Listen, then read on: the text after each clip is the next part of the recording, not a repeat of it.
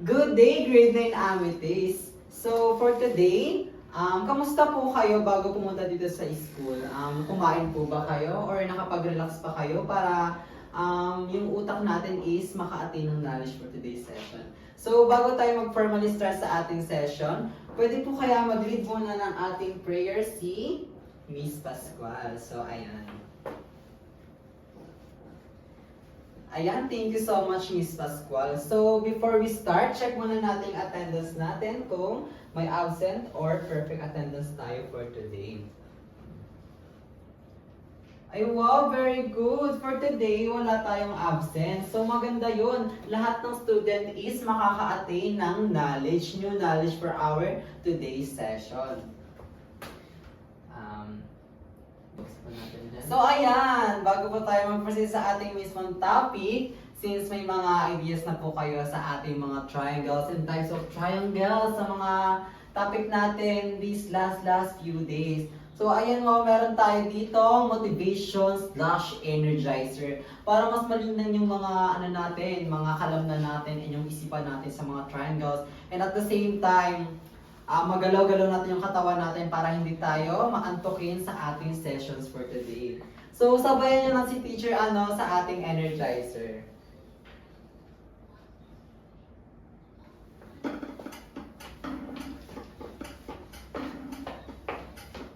Straight line. Obtuse.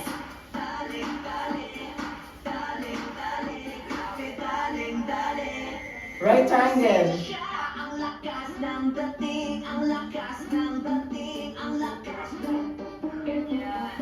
Sino siya pag nakita mo, hindi talagang magiging ka. Combine all together.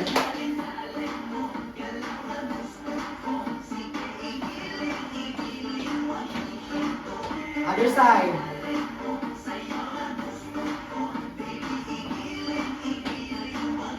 Acute angle.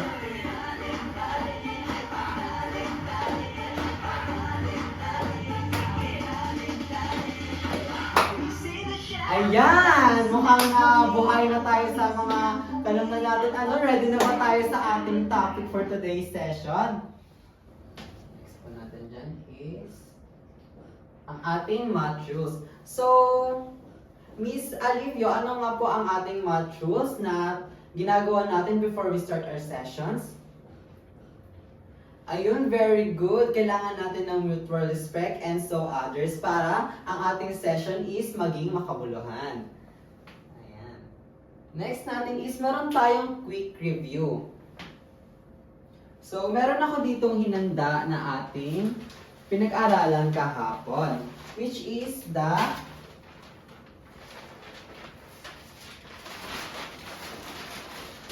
ang ating fill me in. Ayan. So, sa fill me in, pinag-aaralan natin kahapon ang law of sign. So, para mas maalala natin kung ano yung mga pinag-aaralan natin kahapon, meron ako ditong broken formulas na pwede nyong lagyan para mabuo natin yung formula na ginamit natin kahapon. So kung makikita nyo dito is merong broken. So, Miss Alivio, pwede nyo po kayang i-fill me in ang ating formula para sa law of sign. Ayan.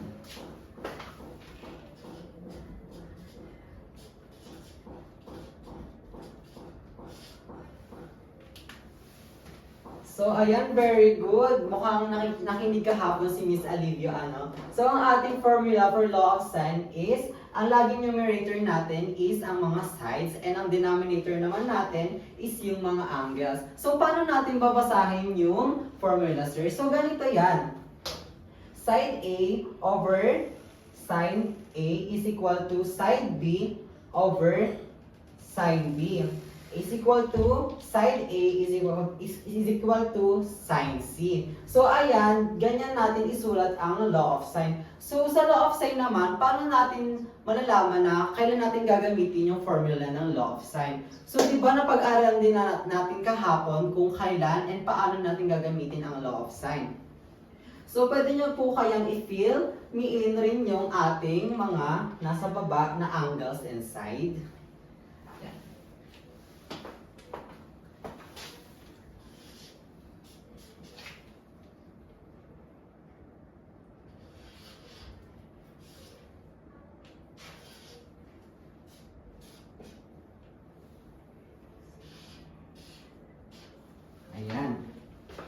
So makikita nyo dyan, sa ating law of sine, gagamitin natin ang law of sine kapag meron siyang two angles and between two angles is merong side. And next naman is kapag yung dalawang angles is available and ang next is side sa triangle.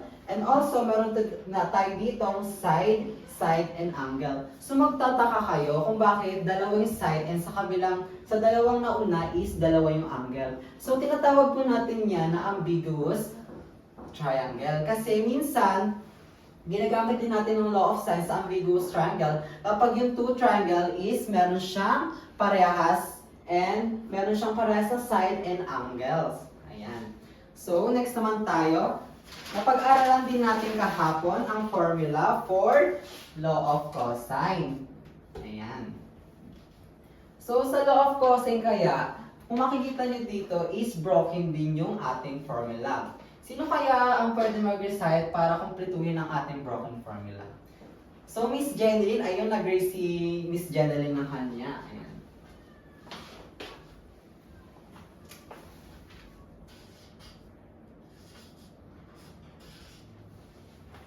Ayan, very good. Para sa ating law of cosine, meron tayo dito, c squared is equal to a squared plus b squared minus 2 times ab and times cos sin c. Ayan, ayan ang ating formula for law of cosines. So, tatanungin niyo ako kung paano natin gagamitin and saan natin gagamitin yung law of cosine. So, di ba napag-aralan din natin kahapon kung kailan natin gagamitin yung law of cosine? Sino kaya ang pwede makapag-fill ng ating sides and angles na kailangan and available dapat sa triangle para ma-solve natin ang law of cosine? Ayun, Sir Cotoner! Recite po tayo. Dahil nagtaas ka ng kamay, punta po tayo sa harapan and i-fill natin kung aling sides and angles yung kailangan sa law of cosine.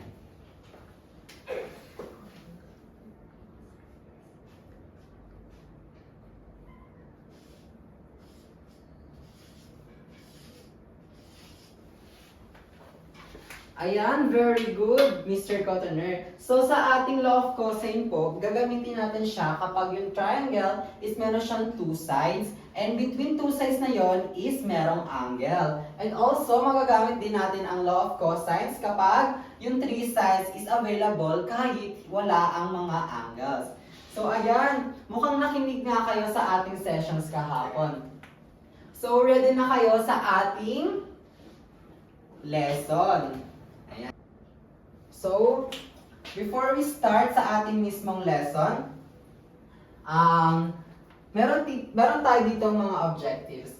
At the end of the lesson, learners should be able to, first is analyze and describe the different parts of an oblique triangle. Second one is apply the law of sines and law of cosines in solving problems involving oblique triangles. And lastly, show accuracy and perseverance in solving real-life problems. So itong objectives natin, dapat ma-attain natin to at the end of the lesson and dapat is ma-apply natin siya sa real-life situations. So ayun, yung mga objectives na yan, ano dapat ma-attain natin? Ayan. So sa ating lesson is meron tayo dito hinandang small activity, which is the triangle hand. Ayan. Yan. So, kung makikita nyo dyan, meron tayong iba't ibang uri ng triangle, which is yung mga objects. So, sino kaya ang pwedeng sumagot dito sa mga makikita nilang triangle na more than 90 degrees? More than 90 degrees na, na obtuse triangles. Miss Santa Rosa, dahil nagtaas ka ng kamay, mukhang may mga idea si Miss Santa Rosa sa ating activity.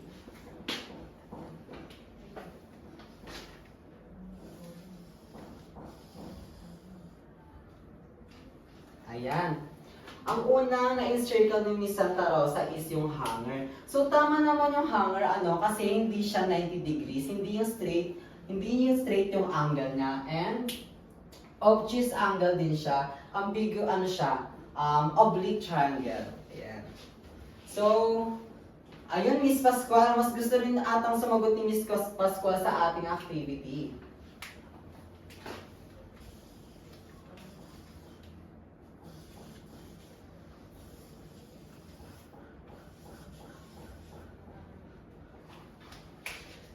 So, ayun, mukhang nasiyahan si Miss Pascual sa ating activity. Binilugan niya na lahat ng more than 90 degrees and less than 90 degrees na mga triangle. So, makikita natin dito ang mountain, hanger, cone ng ice cream, traffic light, and the airplane paper. So, ang mga examples na yan is tinatawag nating oblique triangle. So, bakit natin iniwan yung mga right triangle like itong rectangle na to, and itong ruler na 90 degrees yung sukat?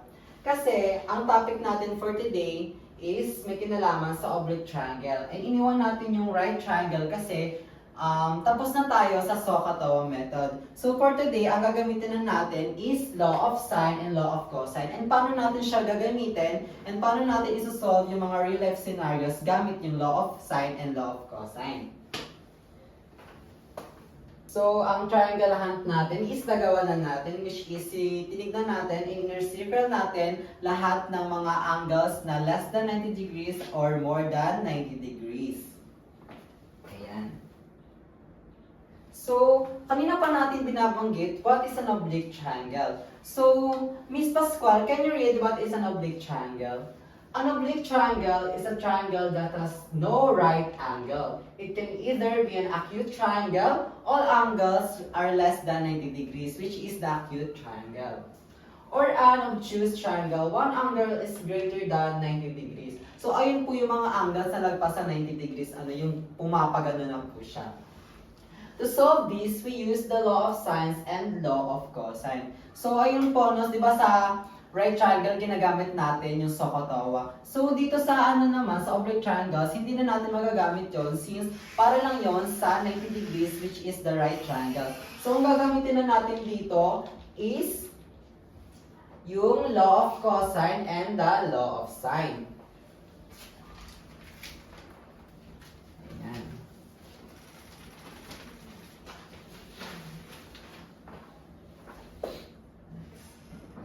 So, ayan po, meron tayong quick reminders para sa pag-solve ng ating oblique triangles using law of sine and law of cosine. So, ang main rule po natin dyan is the side is always opposite the angle that is not touching it.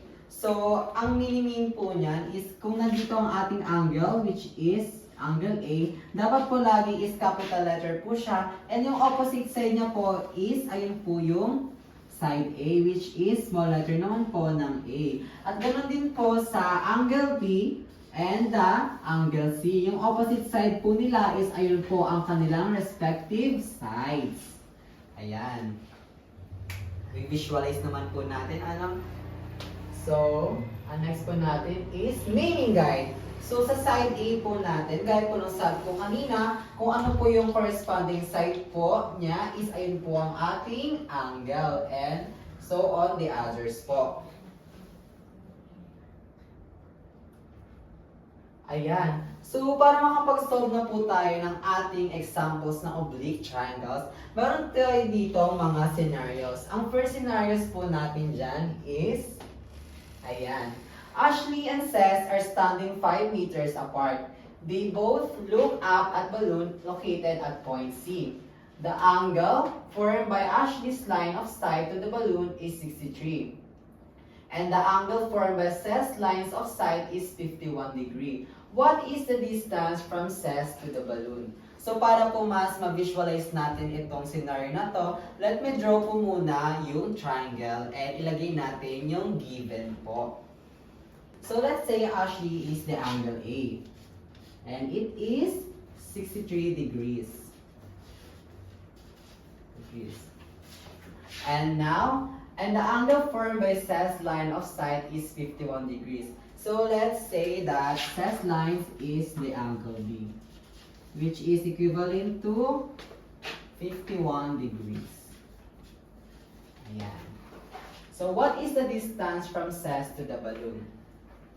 So, before we start sa ating pagsasolve ng oblique triangle, ilagay muna natin ang ating lahat ng angles para nang sa ganun is makasolve tayo ng maayos. So, ang formula for makuha natin ang angle ng angle C is here. Since we are looking for the angle C, we just gonna write the big letter C. Angle C is equal to 180 degrees, parenthesis, then minus 63 degrees plus 51 degrees. Ayun, so kung makikita natin dito, dapat po muna natin isolve ang angle C kasi meron na tayo ditong angle A and angle B para mas accurate po yung pag-solve natin ng oblique triangle. So para makuha natin yung angle C is nandito yung formula. C is equal to 180 degrees minus the angle A, which is equivalent to 63 degrees, plus the angle B, 51 degrees. We're just gonna copy the 180 degrees and the minus sign. 63 plus 51 is 114 degree. So 180 degrees minus 114 is equal to 66 degree. So ayan, kompleto na natin ang ating mga angles. 66 degrees. So, kung makikita natin dito, ang sabi din doon is Ashley and Cess are standing 5 meters apart. They both look up at balloons located at point C. So, apart. And dito ang ating 5 meters. 5 meters. Ayan. So kung napapansin nyo kanina, bago natin masagot ang angle C, meron tayo dito dalawang angle and isang side. So, angle, side, angle. Ayun, ang gagamitin nating law is the law of sine kasi between is the side, which is the 5 meter, and angle katapat ng 5 meters sa taas, and isa pang angle katapat ng 5 meters sa baba, which is the angle A and angle B. So, ang gagamitin natin dyan is the law of sine. So, ang formula natin for law of sine is A is equal to sine A equal to B over sine B is equal to C over sine C. So, ang ating question dito is, what is the distance from Cess to the balloon? So, kung makikita natin dito, ang sabi is, the angle formed by Cess line of sight is 51 degrees, which is this angle. And the opposite niya is dito, yung ating side B. So, we're gonna solve for side B para malaman natin kung gaano kalayo or ka-apart si Cess sa ating balloon. So, we have here the B over sine B is equal to, so, since complete lang natin dito na variables is yung side C and angle C, ayun ang gagamitin natin since hindi pa complete yung sine A. So, dapat po sa pag-solve ng ating oblique triangles, ang gagamitin lang natin ng variables para makapag-eliminate tayo at malaman natin yung sagot is dapat kompleto yung gagamitin natin. So, ang kompleto po dito is ang ating side C and angle C. So, we're gonna use side C and sine C. Ayan. So, ayun po, ilalagay na natin, i-distribute na po natin yung given sa ating napiling formula, which is the B over sine B is equal to C over sine C. The equivalent of side B is wala. Kasi ayun yung gagawin, hahanapin natin. And yung sine natin is equivalent to 51 degrees. Ayan. Is equal to, ano ang ating side C? Miss Pascual? Tama, 5 meters. Kasi ang opposite ng ating angle C is 5 meters. And ang ating angle C is equals to 66 degrees.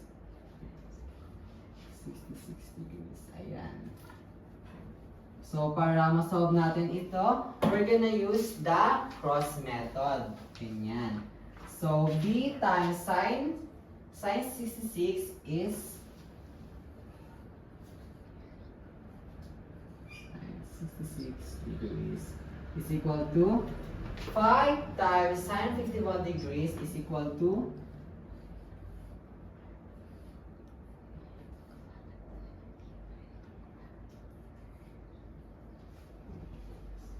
So, ayan. So, ano nang next natin dyan? Para ma-eliminate natin ang side B, which is the side for letter B, i-divide natin siya, both sides, for sine 66. Sine 66 degrees. Sine 66 degrees. Ayan. So, dahil para sila ng numerator and denominator for this left side, kakancel natin yan. And matitira na lang dyan is yung side B. Ayan.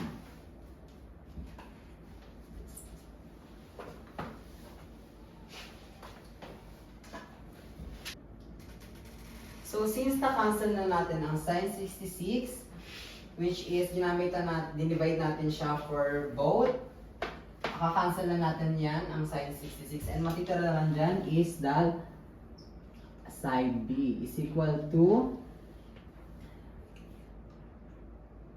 5 sine 51 degrees is equal to sine 66 degrees. Ayan. B is equal to,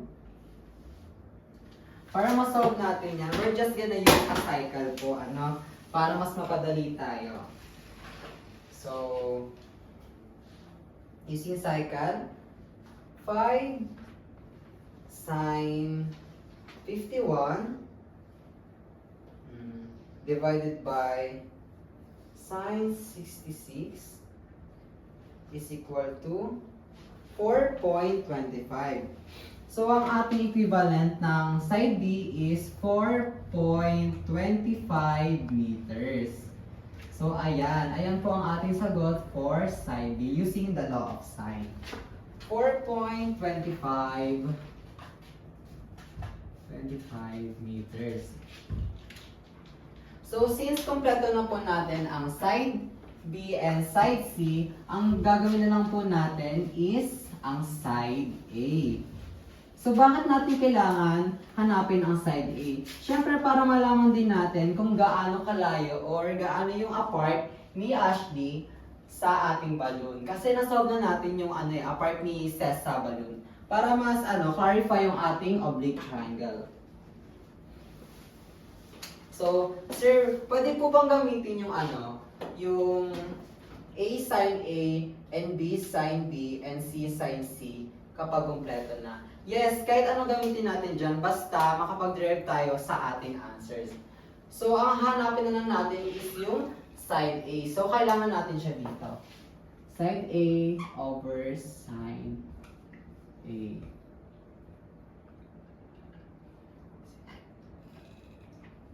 Ayan. So, since kompleto na po itong variables ng angle B and angle C, is pwede na tayong mamili dyan kung saan ang gagamitin natin. So, pwede na natin gamitin ang side B. Ayan. Ang side B is 4.25. 4.25.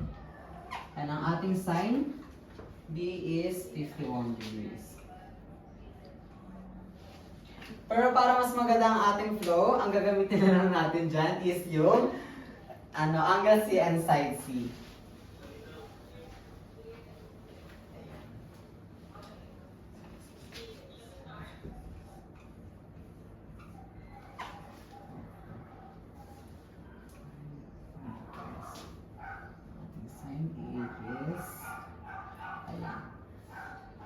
Sine A is 63 degrees. Ayan.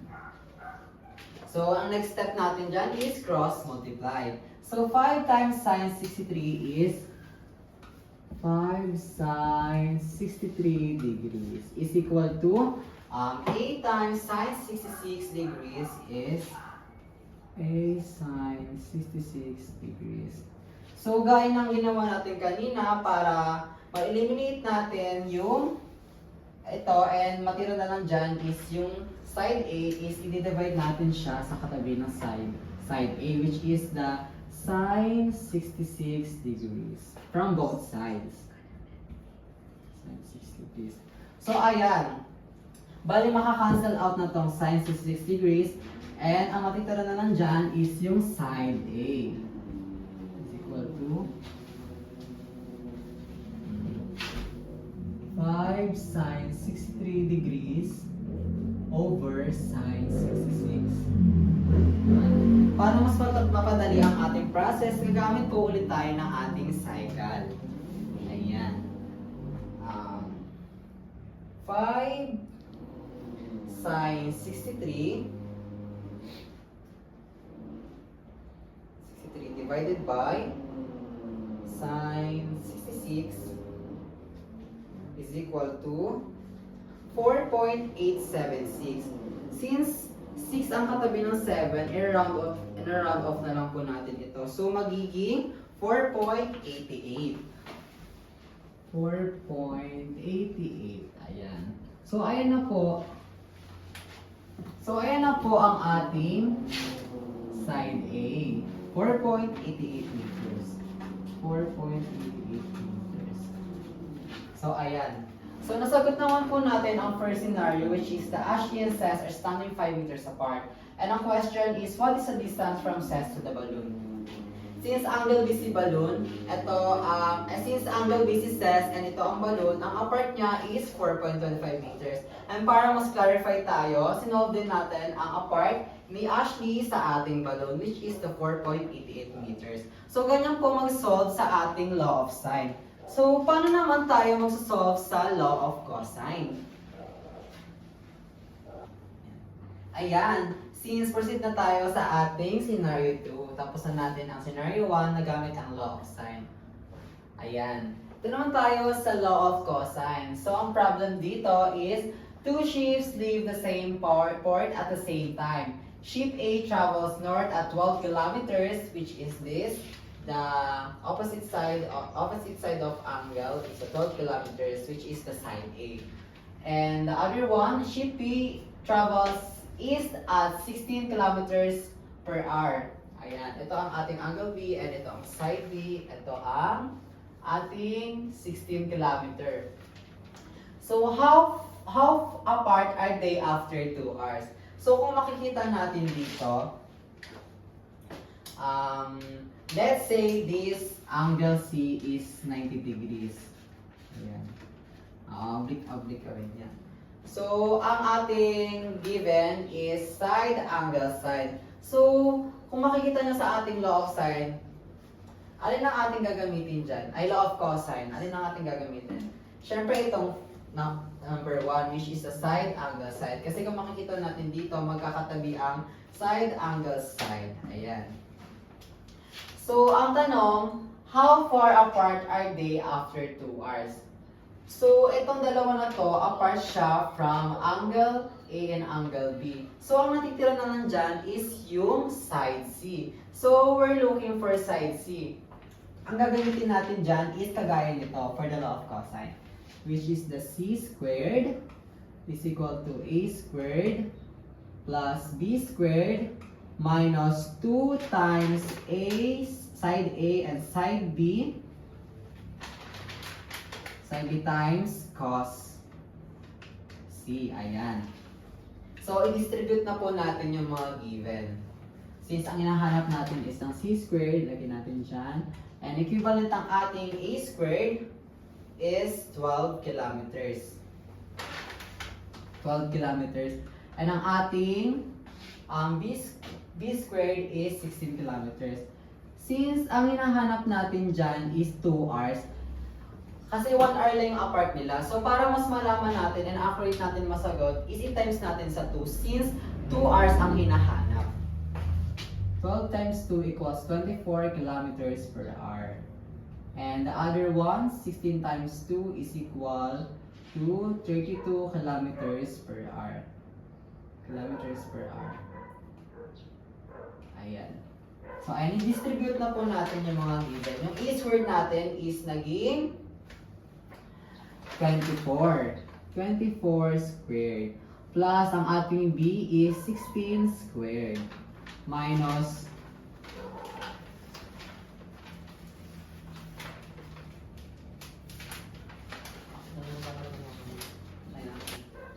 16 minus 2, 16 squared minus 2ab cos c. Ayan. So, ang ating 2 dito, ay ang side natin is 24. Ita-times natin siya sa 24. Sa 24. And then, ang ating b is 32. And ang ating cosine C is 90 degrees, which is naka-indicate dito is 90 degrees. Ayan. So, let's solve for this. C squared is equal to 24 times 24. Ayan, gagamit tayo ng cycle para mas mapadali tayo. 24 times 24. 24 times 24 is equal to 576. Ayan. Plus 16 times 16 is equals to 1,024. Ayan. Minus 2 times 24 is 48 times 32. 1,536. 1,536. So, since 90 degrees ang ating angle C, i-disregard natin yan kasi gagamit tayo ng oblique triangle. So, i-disregard na natin yan and ang matitira na lang dyan is ang 576 plus 1,024 minus 0, which is yung 90 degrees na kasama sa oblique triangle. So, ang natira na lang natin dyan is c squared is equal to 576 plus 1,024 is equal to 1,600. So, since kailangan lang natin is side C, and ang nakalagay dito side square, so anong gagawin natin? Mr. Pusag, tama, i-ano natin yan, isi-square root natin siya. Square root ba yun? Ayun, isi-square root natin siya. So, paano mo yung gagawin, Mr. Pusag? Punta pa tayo sa harapan. Ayun, ganito. Ayan. Square root of c squared equals to square root of 1,600. So, since i-square root natin yung c squared, ang matitira na lang dyan is side c, which is yung kailangan natin. And now, who wants to answer? What is the square root of 1,600? Oh, Miss Kaube, mukhang nagmamadali siya mag-recite and alam na alam niyo yung sagot. So, ano pong sagot? Tama! 40. Wow, very good. So, ang ating hinahanap na side C is 40 kilometers per hour. Ayan. So, ilagay na rin natin dito. Ano? 40 kilometers per hour. Ayan. So, nasagot naman natin yung katanungan na how far apart are they after 2 hours? So, apart siya sa mga ship ng 40 kilometers per hour. Ayan. So, ganyan po natin i-solve yung law of cosine. Ano? Using this formula.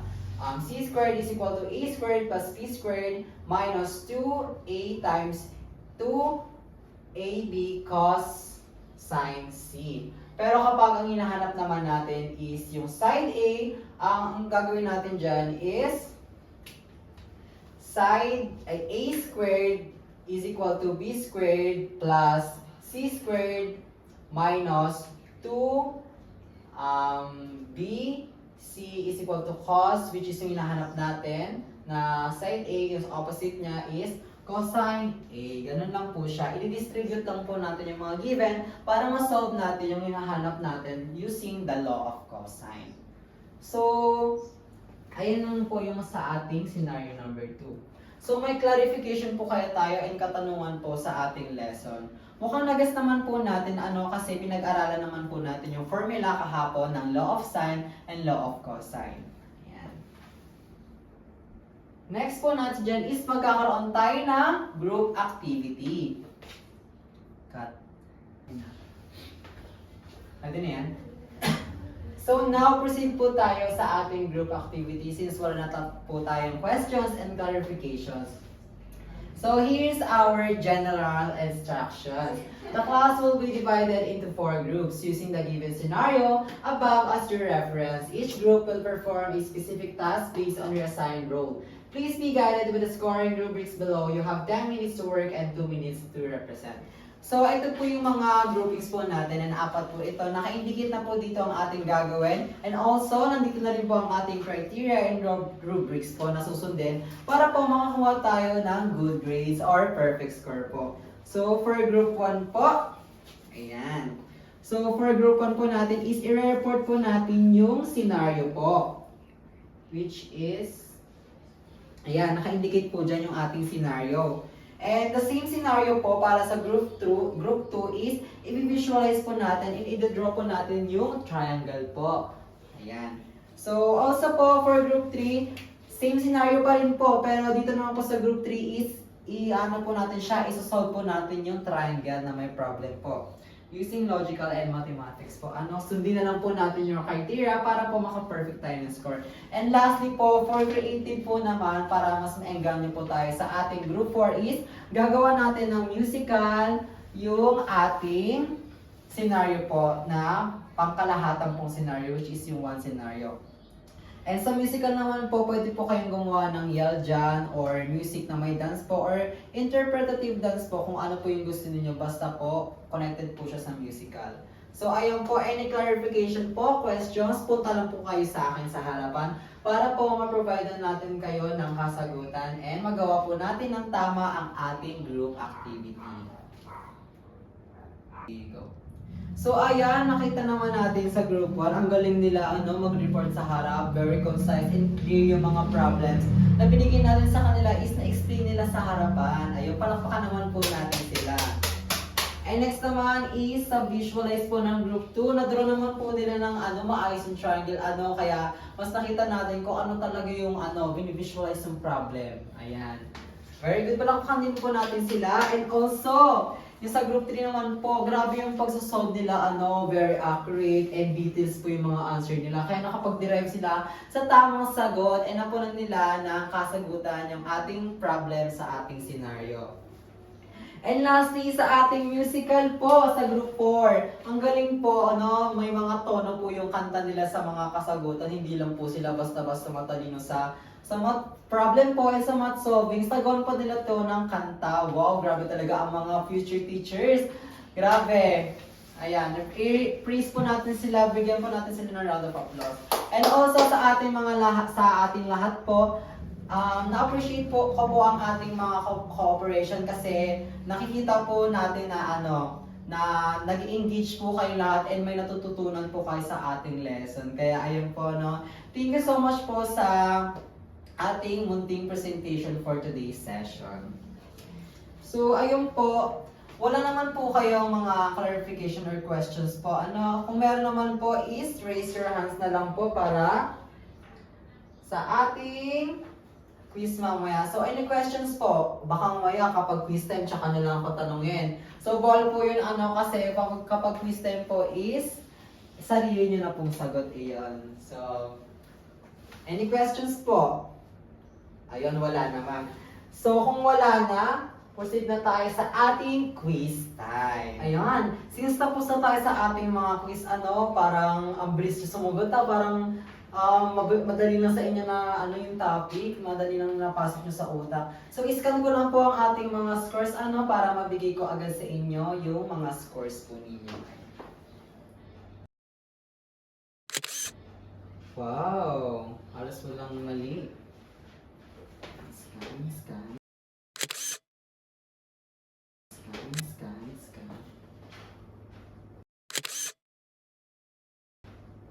Wow! So, based sa ating scan, wala pong mga mali ang inyong mga sagot. Wow, palakpakan naman po natin ang ating mga sarili. Naka 100% po tayo sa result ng ating quiz time.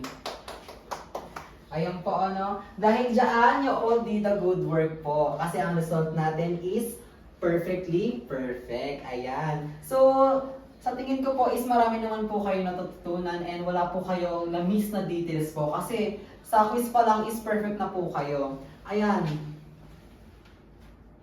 So, ayan po sa ating sessions ngayon, dyan na po tayo nagtatapos. And wala na po akong questions and clarifications pa po sa inyo. Kasi nakita ko naman po kayo na nag-engage po, nagpa-participate, and active po kayo sa pag-listen kay teacher and sa mga sagot ng ating mga classmates. Ayun. Thank you so much po and see you again tomorrow. Goodbye, grade 9 Amethyst!